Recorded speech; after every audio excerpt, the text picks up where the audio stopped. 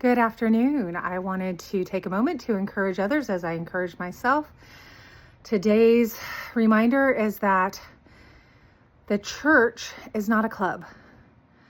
The church is a family. It's not there for entertainment. It's not there to make you feel good. It's there to love each other where we're at. When we're broken, annoying, frustrating, immature, there's different parts of a church, meaning different people are in a family, right? There's that annoying relative. There's the relative that you just love and you adore because they're so great. And then there's the other relative that's always got issues. And why do we let that relative come around? Or, we're not here to just be entertained. Some people go, well, I don't like the way, they take the offering, and I don't like the way the pastor talks or makes a joke. And I don't, did the Lord call you to that church?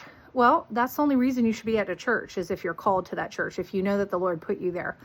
You're not there to set people straight. You're there to function in the body.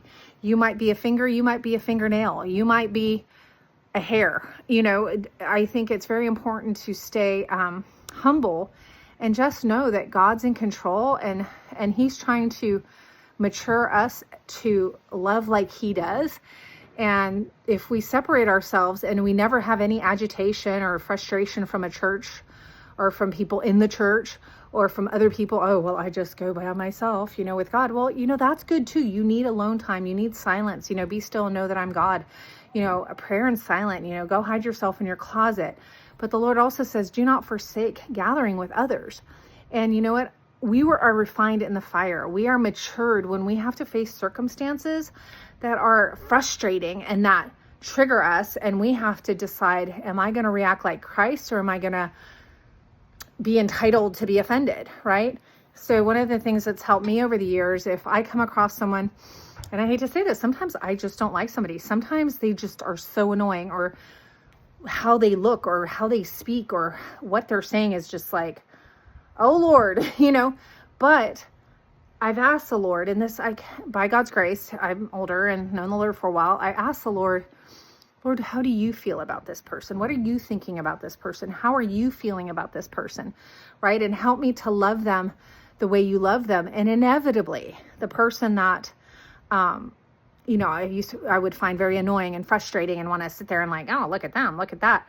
And then I asked the Lord to break my heart for what breaks His, right? Break my heart for the lost. Break my heart for the lost, those who are hurting. There are believers that, are hurting. There are people that are lost that are hurting. I love the phrase that my mom gave me years ago, which was, treat everyone as though their heart were breaking. Because it doesn't matter if they act happy and they're like, oh, great, or if they're really mopey. We have to understand that, it makes me think of a song by Misty Edwards that says, all men are broken, and broken men break their children, and who grow up to be broken men, right? But He says, I'm not your father. I'm not like them. I'm God. I'm perfect. I love you perfectly. Come to me.